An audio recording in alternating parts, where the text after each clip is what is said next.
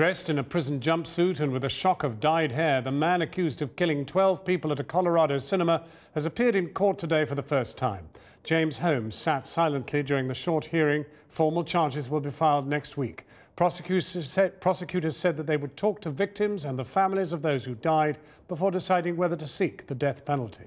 From Washington, Victoria Macdonald has this report. Call People versus James Holmes, 12 CR 1522. Appearances, please. It was the first glimpse of the man accused of the Aurora massacre. With his startling, dishevelled, bright red hair, 24-year-old James Holmes sat motionless throughout the 10-minute hearing. For those searching in his face for clues, any clues as to why, there was nothing there.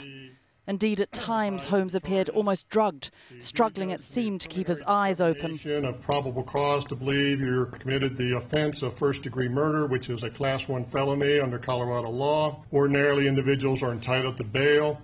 Given the nature of the charges, you are currently being held on a no-bond hold. To the families of those gathered here today, we remain here for you. This is a town still reeling from Friday's shooting. 10,000 people turned out for a prayer vigil yesterday, and this was the heart-rending sight of the victims' families arriving. Matt McQuinn, the governor of Colorado, reading out the individual names. We will remember, they said. Michaela Medic, Veronica Moser-Sullivan. And by common consent, the name of James Holmes is banned from passing their lips. Yesterday, President Barack Obama visited victims and their families. Ali Young was shot in the neck. 21-year-old Stephanie Davis saved her by stemming the flow of blood and carrying her to safety. I don't know how many people at any age would have the presence of mind that Stephanie did, or the courage that Ali showed.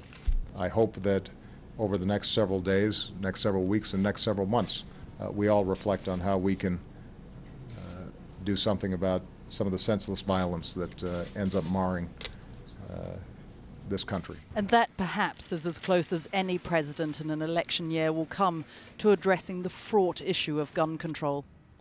Over the weekend, Holmes's booby-trapped apartment was dismantled. Explosives taken out of the city and detonated under sand. And details of the arsenal he'd legally amassed in the space of 4 months began to emerge. 4 guns, 6,000 rounds of ammunition, all bought online. Reports chillingly said that as semi-automatic had jammed, the carnage in Cinema 9 could have been higher. As he was taken back to solitary confinement, still little is known about Holmes, a neuroscientist, a bit of a loner, socially inept, some have said, ordinary looking apart from the hair, and now accused of one of the worst mass shootings in America's history.